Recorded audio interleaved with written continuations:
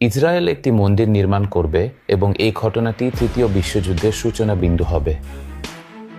তারা ফিলিস্তিনের ভূমিতে নির্মাণ কাজ শুরু করবে। তৃতীয় মন্দির। দুঃখিত, তৃতীয় বিশ্বযুদ্ধে কোন কোন দেশ যুদ্ধ করবে?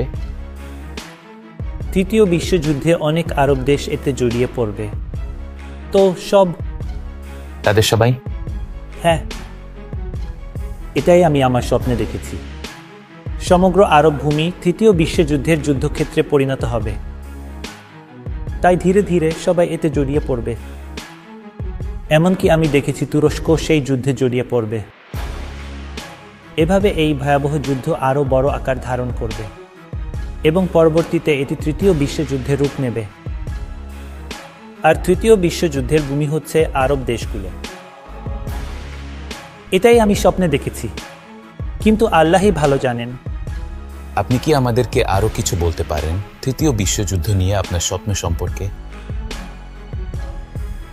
কোন দেশ কোন দেশের বিরুদ্ধে? আমি আমার স্বপ্নে যা দেখেছি আমি শুধু এটুকুই বলতে পারি। 2017-তে আমি দেখেছি ইসরায়েলের প্রধানমন্ত্রী যুক্তরাষ্ট্রের প্রেসিডেন্টকে বলছেন খুব শিগগিরই শুধু ফিলিস্তিনের নামটাই থাকবে এবং আমরা সব আরব দেশের উপর আধিপত্য বিস্তার করব। তাহলে এরপর তারা তৃতীয় মন্দির নির্মাণ করবে, অথবা আপনি বলতে পারেন দাজ্জালের মন্দির। তারা তৃতীয় মন্দিরটি নির্মাণ করবে ফিলিস্তিন অঞ্চলের মাটিতে। আমি নিশ্চিত নই তারা সেখানে ঠিক কোথায় নির্মাণ করবে। হয়তো তারা নির্মাণ করবে সেই মসজিদুল আকসা স্থানে। তাই এই কারণেই মুসলিম বিশ্বে প্রচণ্ড ক্ষোভের সৃষ্টি হয়। কিন্তু মুসলিমরা শুধু প্রতিবাদই করতে পারে, তারা কিছু করতে পারে না। আর যখন তারা এটা নির্মাণ করবে তখন আমি দেখি যে তাদের ভবনে একটা বিস্ফোরণ ঘটে এবং এরপর একটা বালুঝড় শুরু হয়। এটা মূলত প্রতীকীভাবেই দেখানো হয়েছে।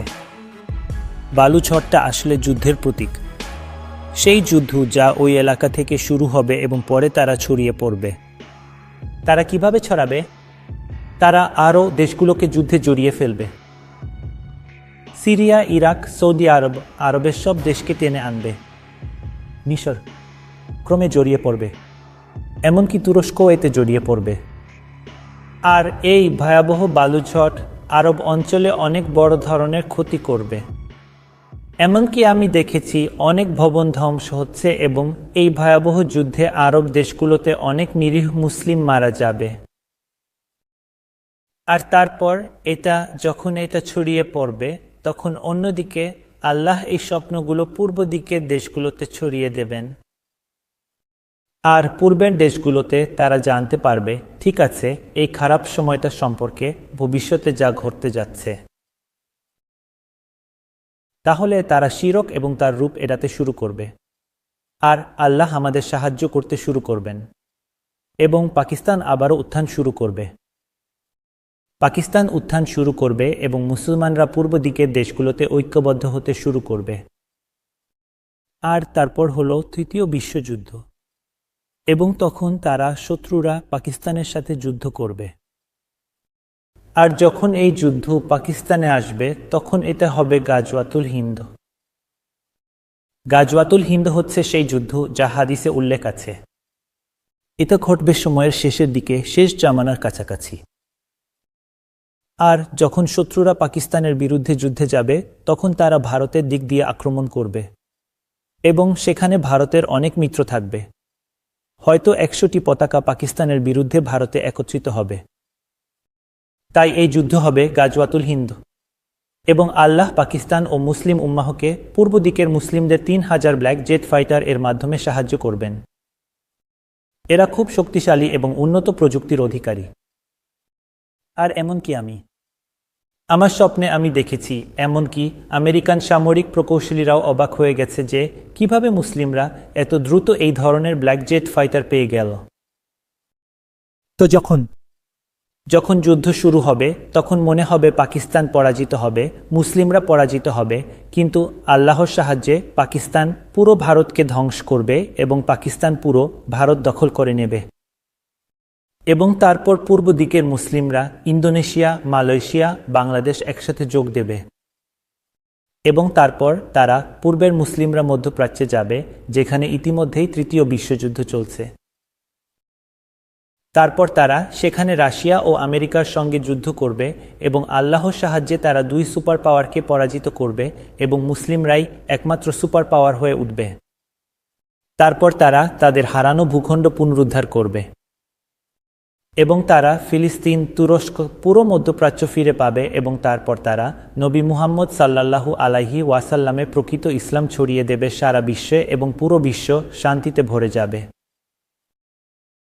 এবং এই শান্তি প্রায় 7-8 বছর ধরে স্থায়ী হবে এবং এরপর দাজ্জাল পৃথিবীতে আগমন করবে।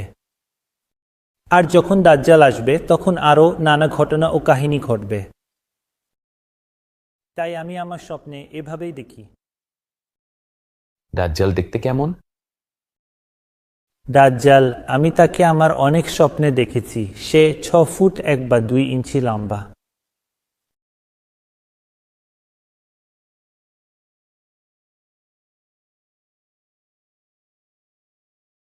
খুব শক্তিশালী শরীর, তার গায়ের রং একটু কালো, চুল কোঁকড়ানো এবং সে খুব অহংকারী এবং তার অনেক জাদুকরী শক্তিও আছে। এবং এই জাদুকরী শক্তিগুলোর কারণে সে নিজেকে মিথ্যা ঈশ্বর বলে দাবি করবে এবং যে শক্তিগুলো তার থাকবে সেগুলোই তার মিথ্যা ঈশ্বর হওয়ার প্রমাণ হিসেবে যথেষ্ট যে সে মিথ্যা ঈশ্বর। এবং কয়েকদিনের মধ্যেই, এমনকি আমি স্বপ্নেও দেখেছি, কয়েকদিনের মধ্যেই কোটি কোটি মানুষ তার সঙ্গে যোগ দেবে। এভাবেই সে দুনিয়ায় ফিতনা ছড়াবে। তাহলে দাজ্জাল দেখতে কি মানুষের মতো? হ্যাঁ, মানুষ। তার কি 2টা চোখ? হ্যাঁ, তার 2টা চোখ আছে। আমার স্বপ্নে আমি তাকে দেখেছি, আমি দেখেছি তার 2 চোখই আছে। কিন্তু আমি নিশ্চিত না সে 1 চোখ দিয়ে দেখতে পারে না কি না বা এরকম কিছু, কিন্তু দেখতে মনে হয় যে ঠিক আছে। কিন্তু আল্লাহই ভালো জানেন। আপনার স্বপ্নে দাজ্জাল আসলে ঠিক কি করেছে?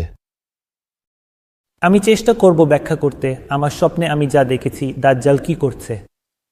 দাজ্জালকে আমি দেখেছি, দাজ্জাল একজন সাধারণ মানুষ। সে কিছু পাওয়ার বা শক্তি পায় এবং সে তার শক্তি বাড়াতে শুরু করে এবং শয়তান অন্তত তাকে সাহায্য করছে তার শক্তি বাড়াতে এবং তার 4টি স্তরের শক্তির স্তর থাকবে। 4টি শক্তি স্তর? হ্যাঁ। যখন সে 4র্থ স্তরের শক্তিতে পৌঁছাবে তখন এর মানে সে হয়ে যাবে দাজ্জাল। কেউ তাকে থামাতে পারবে না। এমনকি আমি স্বপ্নে দেখেছি শান্তির যুগে, শান্তির সময়ে আমরা দাজ্জালের বিরুদ্ধে লড়াই করার জন্য বিশাল অস্ত্র তৈরি করব এবং যখন দাজ্জাল আসবে আমরা তার বিরুদ্ধে এই বড় বড় মিসাইল ব্যবহার করব, কিন্তু সেগুলো তার কাছে আতশবাজিতে পরিণত হবে। এভাবেই তার অনেক শক্তি থাকবে এবং জাদুকরী শক্তিও থাকবে। আর সে চলে যায় খুবই, আপনি বলতে পারেন যে নিয়ন্ত্রণের বাইরে। কেউ তাকে থামাতে পারে না এবং তার জাদুকরী শক্তি আছে। সে যৌবন দিতে পারে। সে বৃদ্ধ মানুষদেরও যুবক করে দেয়, এমনকি মৃত মানুষদেরও সে তার জাদু দিয়ে জীবিত করে তোলে। তাই মানুষ খুব দ্রুত তার সঙ্গে যোগ দেয়। সে বিলাসবহুল জীবন দেবে, সে নারীদের আরও সুন্দর করে তুলবে আর পুরুষদের তাদের সে তরুণ করে দেবে। তাই এভাবেই সে মানুষদের আকৃষ্ট করবে। আর যখন মানুষ এই ধরনের চিহ্ন দেখবে তারা খুব দ্রুত তার সঙ্গে যোগ দেবে এবং তারা আর সে একটি ফিতনা সৃষ্টি করবে। ঠিক আছে, আপনি বলেছিলেন দাজ্জালের 4টি শক্তি বা 4টি স্তর আছে, তাই তো? এর মানে কি দাজ্জাল তার চেহারা পরিবর্তন করতে পারে? হ্যাঁ, দাজ্জাল তার চেহারাও পরিবর্তন করতে পারে। হুম। আমার স্বপ্নেও আমি দেখেছি সে তার চেহারা পরিবর্তন করেছে। তাই অন্যরা তাকে ঠিকমতো খুঁজে পায় না। এভাবেই আমি তাকে আমার স্বপ্নে দেখি। আচ্ছা, আপনার স্বপ্নে ফিলিস্তিন কেমন ছিল? ফিলিস্তিন আমি 2017-তে স্বপ্ন দেখেছিলাম, যেমনটা আমি আপনার সঙ্গে শেয়ার করেছি। সেই স্বপ্নে ইসরায়েল ফিলিস্তিনকে ধ্বংস করার পরিকল্পনা করছিল। তাই ইসরায়েলের প্রধানমন্ত্রী এবং যুক্তরাষ্ট্রের প্রেসিডেন্ট একটি ভবনে দেখা করতে যাচ্ছে। তখন আমি ভাবলাম আমাকে ওই ভবনে যেতে হবে, দেখতে হবে তারা কি পরিকল্পনা করছে। তাই আমি ভবনের ভেতরে গেলাম এবং আমি যুক্তরাষ্ট্রের প্রেসিডেন্ট এবং ইসরায়েলের প্রধানমন্ত্রীর কাছে গেলাম তারা কি নিয়ে কথা বলছে সেটা জানার জন্য। ইসরায়েলের প্রধানমন্ত্রী যুক্তরাষ্ট্রের প্রেসিডেন্টকে বলছিলেন যে তিনি প্রায় দাজ্জালের মন্দির তৈরি করে ফেলেছেন এবং খুব শিগগিরই শুধু ইসরায়েলের নামই টিকে থাকবে এবং এরপর তারা পুরো আরব ভূমিও দখল করে নেবে। তারপর আমি দেখতে যাই কিভাবে তারা এই পরিকল্পনা করছে। তারপর আমি বিল্ডিং থেকে বেরিয়ে গেলাম এবং যখন আমি বাইরে যাই তখন দেখি ইসরায়েল ইতিমধ্যেই ফিলিস্তিনিদের বাড়িঘর এবং ভবন ধ্বংস করছে এবং ফিলিস্তিনি মানুষ, নারী ও শিশুরা এই বিল্ডিংয়ের দিকে আসছে যেখানে তারা পরিকল্পনা করছে। আমি বললাম, তোমরা কেন ওই বিল্ডিংয়ে যাচ্ছ? ওরা তো তোমাদের মেরে ফেলার পরিকল্পনা করছে। তোমরা কেন সেখানে যাচ্ছ?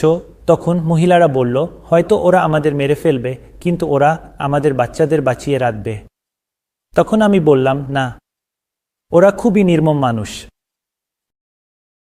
ওরা তোমাদের বাচ্চাদেরও বাঁচতে দেবে না।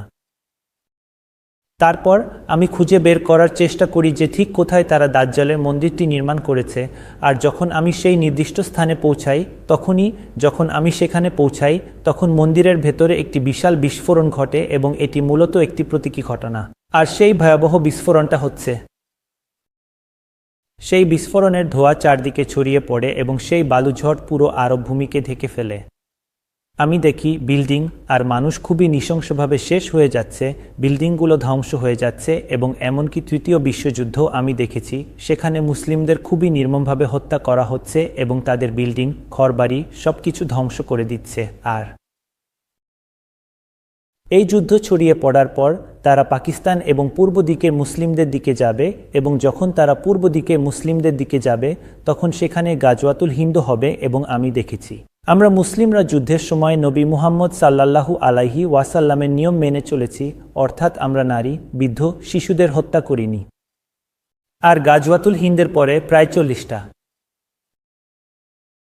আপনি বলতে পারেন ভারতে প্রায় 400 মিলিয়ন মানুষ, বিশেষ করে নারী ও শিশু, বেঁচে থাকবে এবং পরবর্তীতে তারা ইসলাম ধর্ম গ্রহণ করবে এবং ফিলিস্তিন সম্পর্কে আমি যে স্বপ্ন দেখেছি সেটাই এটি। আমার এক স্বপ্নে আমি স্পষ্ট দেখেছি ফিলিস্তিন এবং ইসরায়েলের মধ্যে এক ভয়াবহ যুদ্ধ চলছে এবং আমি নিজেকে বারবার বলছি, যদি এই ভয়ানক যুদ্ধ আরও ব্যাপকভাবে ছড়িয়ে পড়ে তাহলে এটি নিশ্চিতভাবে একটি বড় ধরনের বিপর্যয় ডেকে আনবে। পুরো আরব দেশগুলোকে ঢেকে ফেলবে, পুরো আরব দেশগুলো এই যুদ্ধে জড়িয়ে পড়বে। তাই আমাদের কিছু একটা তৈরি করতে হবে, কিছু একটা সংযোগ করতে হবে এই যুদ্ধকে বন্ধ করার জন্য। এটিই আমার একটি স্বপ্ন।